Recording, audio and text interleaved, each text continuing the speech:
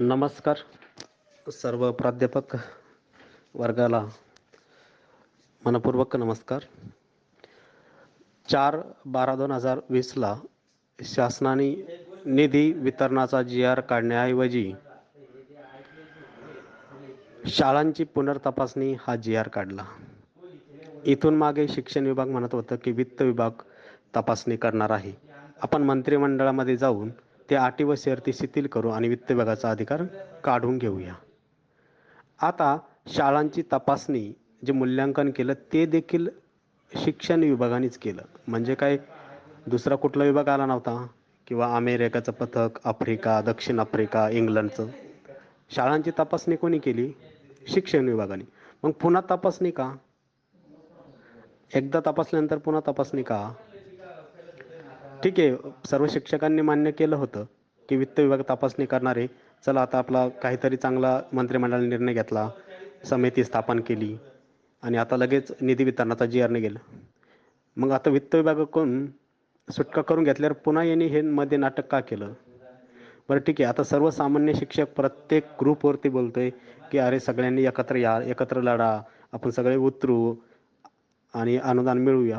पण कुठली संघटना 8 दिवस झाले काही बोलायला तयार नाही. आता सर्व संघटनांनी एकत्र तर यायलाच हवं. आणि जरी कोणी पत्र दिलं तर 20% द्या, प्रचलित द्या, हे सगळे मुळात चुकीचं आहे. आपण शासनाला भीक का मागतोय? अनुदानित शिक्षकांना 70, 80, 90 हजार रुपये पगार आहे. तेही जे काम करतात तेच आपण करतो. मग आपण शासनाला भीक का मागायची? 20% का मागायची? 40% का मागायची? आता इथून पुढली आपली मागणी असली पाहिजे 100%. सर्व संघटनांनी घोषित करावी की आम्ही संघटना बरखास्त केल्यात, तुम्ही तुमच्या पद्धतीने लढा, आम्ही तुमची वाट पाहत आहोत, तुम्ही एकत्र येताल, ह्या विषयावरती मीटिंग घेताल आणि एकत्र आंदोलन लावतात. म्हणून सर्वसामान्य शिक्षक वाट पाहतोय, रात्रंदिवस वेगवेगळ्या ग्रुपवरती चॅटिंग करतोय आणि त्याला संघटनेचा म्हणावा असा प्रतिसाद नाही. कुठेतरी सगळ्यांनी एकत्र यायला हवं, मीटिंग घ्यायला हवं किंवा आम्हाला सांगून टाका की आमचे प्रयत्न संपलेत, आम्ही लढणार नाहीत, तुम्ही तुमच्या पद्धतीने लढा. आम्ही सर्वसामान्य शिक्षक एक शिक्षक लाख शिक्षक या पद्धतीने आम्ही एकत्र होऊ आणि त्या ठिकाणी लढा उभारू. अजून देखील 8 दिवस झालेत ह्या जे ग्रुपवरती ज्या चर्चा चालल्या त्याला कुठल्याच संघटनेचा प्रतिसाद नाही की कोणी नियोजन केलेलं दिसत नाही.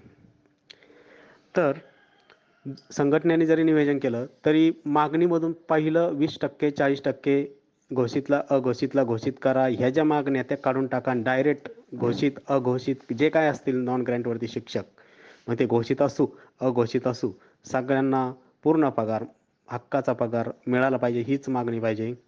आणि विषय असा पाहिजे समान काम समान वेतन. आणि टप्पेवारी हे जो कलंक आहे, प्रचलित असू किंवा शासनाचा स्वच्छतेकार, हा कलंक संपवायचा आहे आपल्याला. तर त्यासाठी समान काम समान वेतन ही आपली मागणी असली पाहिजे. आपली मागणी ही 100%चीच असली पाहिजे आणि 100%च घेतले पाहिजे. कारण प्रचलित 20% ह्या जे अपेक्षा होत्या ह्या 2013-14 ह्या साली होत्या. आता त्याला सगळ्या प्रकारचे टप्पे ओलांडून 200%वर सगळ्या शाळा आलेल्या आहेत. त्यामुळे ह्या टप्पेवारीला देखील कुठल्या प्रकारचा अर्थ उरलेला नाही. म्हणून टप्पेवारीची मागणी बंद करा. आपण शासनाला भीक मागत नाहीत, ज्ञानदानाचं काम करत आहोत. कुठल्याही शासनाचे जे प्राथमिक कर्तव्य असतं आरोग्य शिक्षण, त्यातलं शिक्षण हे कर्तव्य आहे आणि शिक्षण देण्याची जबाबदारी शासनाची आहे. ग्रँट नॉन ग्रँट स्वयंअर्थसहाय्यित हे जे प्रकार आहेत हे शासनाच्या सोयीसाठी पाडलेले आहेत. ते आपण स्वीकारायचेत का? आपण निवडून दिलेले प्रतिनिधी आहेत, आपण तयार केलेले सरकार आहे, यांच्यात घरातून पैसे जाणार आहेत का? नाही. मग जो अनुदानितला पगार आहे तोच सर्वांना पगार असला पाहिजे, समान काम समान वेतन असलं पाहिजे. आणि हे जो बिकारचोटपणा चालला आपला 20% 40%, हे पहिलं विषय आपला काढून टाका आणि येणाऱ्या निवेदनामध्ये टप्पेवारीची मागणी करू नका, प्रचलितची सुद्धा मागणी करू नका. कारण कुठल्या क्षेत्रामध्ये अशी टप्पेवारी नाही आहे. सर्व क्षेत्रामध्ये एकदा जॉईन झाला का पूर्ण पगार सुरू होत असतो. म्हणून प्रथमतः हे संपवावं लागेल. आणि यादीच्या बाबतीत जे काय आहे, घोषित आणि अघोषितची दोन्ही यादी सोबत लावा, एकत्र करून टाका आणि कुठलाच विषय पेंडिंग राहिला नाही पाहिजे. आणि 100% आपल्याला अनुदान मिळालं पाहिजे. यासाठी सर्व संघटनेला पुन्हा एकदा विनंती करतो, की तुम्ही बोला काहीतरी. सर्वसामान्य शिक्षक रात्रंदिवस बोलतोय, की त्याला अपेक्षा आहे, की आपण बोलतोय, "चला मुंबईला एकत्र येऊ, आंदोलन करू" आणि त्याला प्रतिसाद भेटत नाही. ठराविक लोकं पुन्हा-पुन्हा तीच मागणी करताय, की "चला मुंबईला." हो, ठीक आहे. आता कायदेशीर मार्गाने जायचं म्हटलं, तर तेवढा आता वेळ नाही आणि आपला लोकशाही मार्गानेच जाऊया. आता काही शिक्षक म्हणतात, "आपण समुद्रामध्ये जाऊन उड्या मारू, हे करू, ते करू." मरायचं का आपण? कशासाठी मरायचंय? आपल्या हक्काचा पगार आहे, तो मिळवायचा आहे आपल्याला.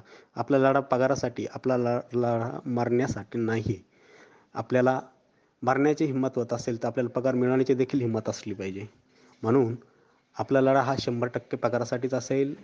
पुन्हा-पुन्हा सर्व संघटनांना विनंती करतोय, की या, एकत्र बसा आणि लवकरात लवकर अधिवेशन सुरू व्हायच्या आत नियोजन करा आणि मुंबईचं आंदोलन या ठिकाणी लावा तुम्ही. परवानगी नसेल तर असंघटितपणे आपण त्या ठिकाणी जमूया. प्रत्येक शिक्षक स्वतंत्रपणे निवेदन घेऊन तयार राहील. वैयक्तिक वैयक्तिकरित्या 50,000 आंदोलनं असतील, 50,000 शिक्षकांची. संघटित जमत नसेल तर पण सगळे शिक्षक त्या ठिकाणी येतील. सामूहिक परवानगी भेटत नसेल तर वैयक्तिक त्या ठिकाणी येतील आणि आपण प्रचंड मोठं त्या ठिकाणी आंदोलन करूया. यासाठी पुन्हा एकदा सर्व संघटनाला तीच विनंती करतो, की एकत्र या, एकत्र या, या. कारण शिक्षक आपली अपेक्षा करतोय, की कोणीतरी पुढाकार घ्यावा. आता कोणी म्हणजे कुठल्या संघटनेने पुढाकार घेऊन उपयोग नाही. या ठिकाणी प्रचंड ताकदीची गरज आहे. कारण आपल्याला 100% अनुदान मिळवायचं आहे. 20%, 40% आपल्याला भीक नको आहे. कारण आपण काम 100% करतोय.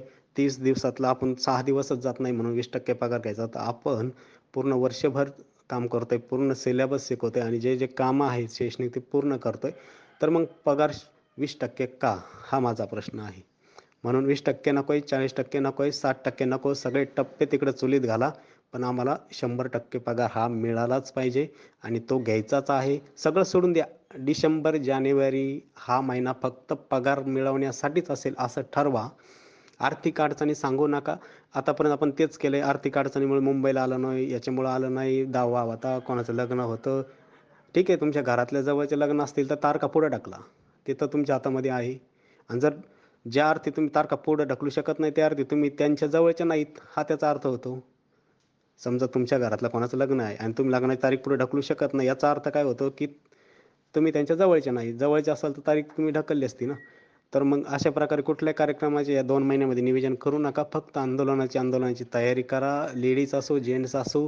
लेडीज असतील तर त्यांनी त्यांच्या पद्धतीने या ठिकाणी मुंबईला यायचं आहे आणि प्रचंड मोठ्या प्रमाणात आपल्याला त्या ठिकाणी आंदोलन या ठिकाणी करायचं आहे. आपल्याला आंदोलन करत असताना संघटनेची तर गरज आहेच. म्हणून संघटनेलाच आपण विनंती करतोय, की सर्वांनी एकत्र या. सर्वांनी पुढाकार घ्या. एक महाआघाडी जशी वेगवेगळ्या टोकाचे वेगवेगळे पक्ष होते आणि ते एकत्र येऊन त्यांनी सरकार स्थापन केलं.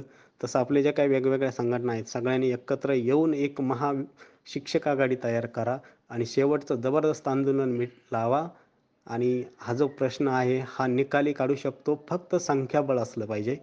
संख्या आतापर्यंत आपण नावच ठेवत आलो, की ह्या संघटनेने हे केलं, ते केलं, हे केलं नाही, ते केलं नाही. संघटनेला यश आलं नाही. संघटना चुकीची नव्हती. संघटनेचा हेतू शुद्ध होता. संघटनेचे सगळे विषय शुद्ध होते. परंतु संघटनेला पाठबळ मिळालं नाही, ते संख्याबळ मिळालं नाही. आणि संख्याबळ मिळत नाही वेगवेगळ्या संघटना असल्यामुळे. कारण वेगवेगळ्या संघटनेचे जे शिक्षक आहेत ते विखुरले जातात आणि एकत्र ताकदीची गरज असते.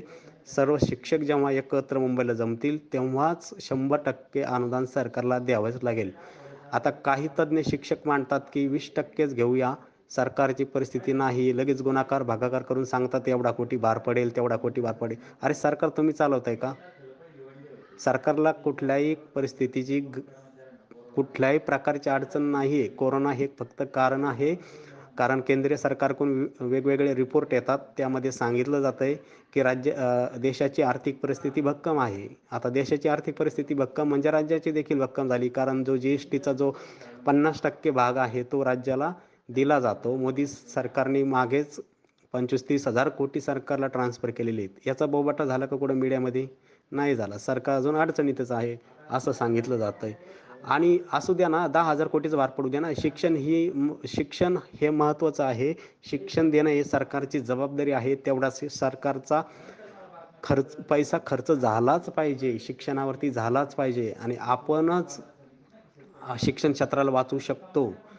म्हणून विचार करा, एकत्र या बाबांनो. तुमचं जे काय श्रेय असेल तुमचा आम्ही जाहीर सत्कार करू. 50,000 शिक्षक 50,000 बुफे घेऊन येतील आणि तुमचा सत्कार करतील. आपण जुहू चौपाटीवरती जाहीर सत्कार ठेवू सगळ्यांचा. फक्त आपल्याला यश मिळालं पाहिजे आणि तुम्ही प्लीज प्लीज कृपा करून एकत्र या आणि मोठं आंदोलन लावा. कारण मी तळतळीने काय बोलतोय, गेले 4 दिवस झाले माझ्यासारखे काही सर्वसामान्य शिक्षक या ठिकाणी ग्रुपवरती बोलतात, चला मुंबईला आंदोलन करायला हवं. त्याला हो म्हणतात, कोणी यस म्हणतात, कोणी राईट म्हणतात. रिप्लाय फक्त सर्वसामान्यांचे. पण संघटनेचं काय, संघटनेने काय नियोजन केलं आहे? आता कुठल्याही एका संघटनेचं नियोजन नको आहे. मग कोणीतरी मध्येच म्हणणार ही संघटना करेल, आता ती करेल. ही आणि ती नको आहे. शिक्षकांच्या जेवढ्या काही संघटना असतील त्या सगळ्यांनी एकत्र यायला पाहिजे. त्याशिवाय काहीही होत नाही. हे लक्षात घ्या. सर्वांचे संसार वाऱ्यावर आलेले आहेत. अनेक शिक्षक अतिशय हतबल झालेले आहेत. रोज रोज दुःखामध्ये एक एक क्षण काढत आहेत. याची जाणीव ठेवा आणि सर्व संघटनांनी एकत्र या. म्हणून आता पुन्हा एकदा सांगतो, अनुदानितवाले काय फार मोठा तीर मारत नाहीत. ते जे काम करतात तेच आपण करतो. मग हा भेदभाव नको आहे. म्हणून कायद्यानुसार, भारतीय दंडसंहितानुसार समान काम समान वेतन असलं पाहिजे आणि हे आपण सरकारला ठणकावून सांगणं गरजेचं आहे. यासाठी मोठी संख्या गरजेची आहे आणि संख्या कधी होणार आहे पुन्हा एकदा सांगतो, जेव्हा सर्व संघटना एकत्र होतील त्यावेळेस संख्या वाढत असते. आता तुम्ही पहा, राष्ट्रवादी काँग्रेस आणि शिवसेना एकत्र झाली तेव्हा त्यांचं संख्याबळ 180 झालं. संख्या एकत्र झाल्याने होत असते, विखुरल्याने होत नसते. जर हे 3 पक्ष एकत्र आले नसते तर भाजपची सत्ता आली असती. तसंच आपण जर एकत्र आलो नाही तर आपण 20% किती दिवस घेणार तुम्हाला सांगतो. 20% पण आपल्याला 2021 कधी मिळेल सांगता येत नाही. आणि ते पण पुढला टप्पा कधी घेणार तर नाहीत, पण कागदपत्रे कधी मंजूर होणार, जेव्हा पुढील इलेक्शन येतील, जेव्हा निवडणूक येतील तेव्हा ते कागदपत्री आपल्याला 2023-24ला ते मान्य होतील. पण खात्यावर पगार कधी येईल, जेव्हा पुढलं सरकार येईल 2 वर्ष पुन्हा काढेल तेव्हा 40% येतील. तोपर्यंत काही शिक्षक रिटायर होतील, काही हार्ट अटॅकने जातील, काही फाशी घेऊन मारतील. हे सगळं थांबवायचं असेल तर मर्दासारखं उठा आणि मुंबईला चला आणि या सरकार विरोधात मोठं एल्गार आंदोलन आपल्याला उभं राहायचं आहे. म्हणून पुन्हा एकदा सर्व संघटनाला विनंती आहे, एकत्र या, नाही तर तुमच्या संघटना बरखास्त करा. बस.